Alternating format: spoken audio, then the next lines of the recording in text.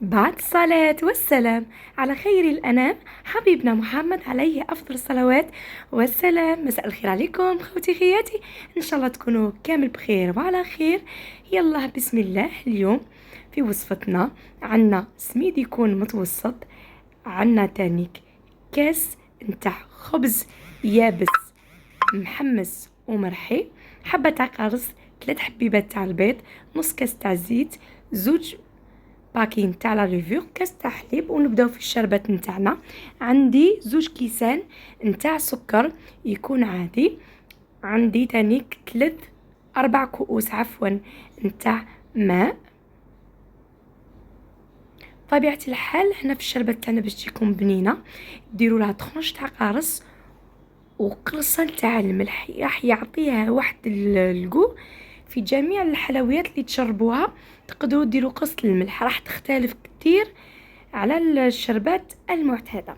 ونحطوها فوق النار تغلي، نحسبوا لها 10 دقائق ونطفيو لها. نجوزو لاباط نتاعنا.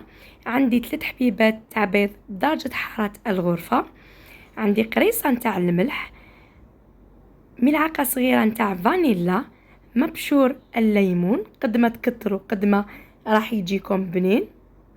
خلطوا المكونات نتاعكم جيدا بهذه الطريقه مليح مليح، ونضيفوا 5 ملاعق كبار نتاع سكر حبيبات، ونزيدو نخلطوه حتى يذوب لنا. عندي تاني نص كاس نتاع زيت، هكا نخلطو مليح حتى يتجانسوا معنا المكونات جيدا. اليوم جبت لكم وصفة البسبوسة بهاد الوصفة بزاف هايلة المعتمدة في المحلات في المشاريع، تقدروا ديروها مشروع، راح تكون بزاف هايلة. كاس تاع حليب، هنا استعملت خبز يابس. طريقة كيفاش ديروها: تحطوا الخبز تاعكم في الفوغ، تحمسوه ومن بعد ترحيوه. كاس تاع سميد يكون متوسط باش تماسك معنا البسبوسه وما تجيش كيطيم بعثره. عندنا 2 ملاعق كبار نتاع فرينه اللي هي الطحين، 2 اظرفه من خميره الحلوى، وزن الظرف الواحد 10 غرامات. ونزيدوا نخلطوا المكونات نتاعنا جيدا. شوفوا هنا راهي متماسكه بزاف.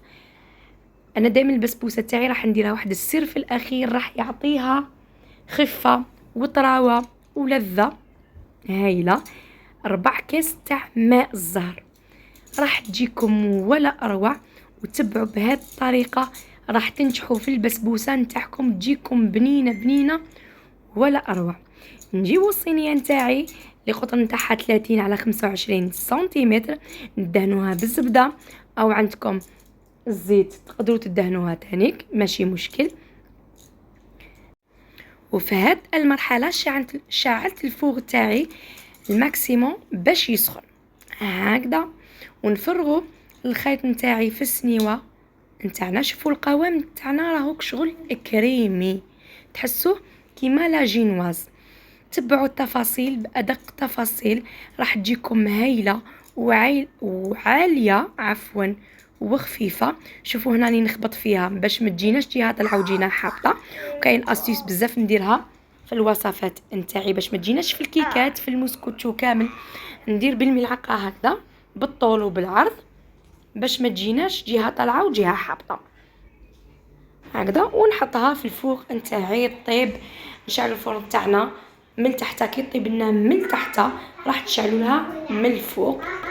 وانا هنايا جبت كاوكاو يكون مرحي ومحمس مليح، هكا رشيتها من الفوق راح تعطي واحد الذوق هايل هايل هايل. كشغل خبزة تونس تجيب بنينه، سورتو لا طيبتوها في الفوق حمرتوها بمليح تجيكم بنه عالميه. ننصحكم تجربوها بهذه الطريقه بالكاوكاو محمس من الفوق. هكذا نطيبها على 160 درجه من تحت، كي طيب لي من تحت نشعلها من الفوق. الشربة تاعي راهي هنا بارده، دوك نبقى نسقي فيها. لكم واحد الاسيس باش تجيكم تانيك معسله مليح. في الغرف تاعك نتاع الشربات تقدري تضيفي لها ملعقه نتاع العسل باش الزيت تعسل معاكم كتر كتر وتجيكم مشربه. هكا يا خياتي، هنا غير بالعقل وتخليها تبرد لك حوالي ساعه زوج. تقدري تقطعيها عادي، باسكو علاش هنا استعملت الفارينه، كانت الفارينه هذيك اللي عندي راح تخليها تتماسك. ودائما الخبز نتاعكم حاولوا تحمسوه وديروا به في الوصفات نتاعكم. راح ندير لكم اطباق عديده كما نقولوا بالخبز اليابس. شوف كيفاش جات، يعني ما شاء الله عاليه مشربه حتى للقلب. شغله كي تاكلي في قلب اللوز، خبز تونس كيما تحبي. انا قطعوها تقطيع كيما نقولوا اختياري كيما تحبوا نتوما، وتقدروا ديروها مشروع مربح لربات البيوت. ديروا سنيوه كبيره وتضعفوا المكونات كيما ما تاكلكمش السميد بزاف. وثاني كل حاجه تشروها وديروها في المنزل نتاعكم وتنظموا وقتكم وديروها للقهاوي. تقدروا تبيعوها 3000 للحبه هكا خياتي. وسورتو في مع لاتاي في العراس في السهرات راني كومونديوكم وديروها تجيب بنينه بهذه الطريقه. يحسبوها كامل خبز تونس. شوفوا التعسال اللي راهو فيها، يعني الشربة الكميه اللي درتها تكفي. وزن الكاس باش ما ننساش 240 ملي.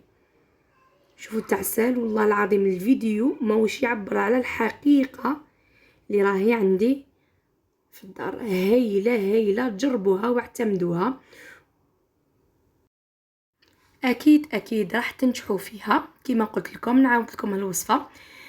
3 حبات بيض، عندي كاس تاع سميد يكون متوسط، كاس تاع خبز يكون يابس، نص كاس زيت، وكاس حليب، 2 اظرفه نتاع خميره الحلوى، 2 معالق كبار نتاع فارينه، قرصه الملح ولافاني والزست تاع القارص. هذه هي. والشربات كما شفتوا بدايه الفيديو 2 كيسان سكر ب4 كيسان نتاع الماء. والسر اللي قلت لكم عليه في الوصفه نتاعنا هي 4 كاس نتاع ماء الزهر في الاخير. شوفوا التعسال كيفاش راهو مشربه ما شاء الله. شاهدكم في الجنه ونعيمها. يلا جربوها كامل خياتي العزاز، وخليوا لي تعليقاتكم وارائكم في الانستغرام ولا في التعليقات هنا في الفيديو. ومرحبا بالجميع. شوفوا نقلب لكم باش تشوفوا كيفاش جات من تحت، يعني تشهي. غير تجربوها. ونخليكم في رعايه الله وحفظه، وتهلاو لي في روحتكم وصحتكم وسلام.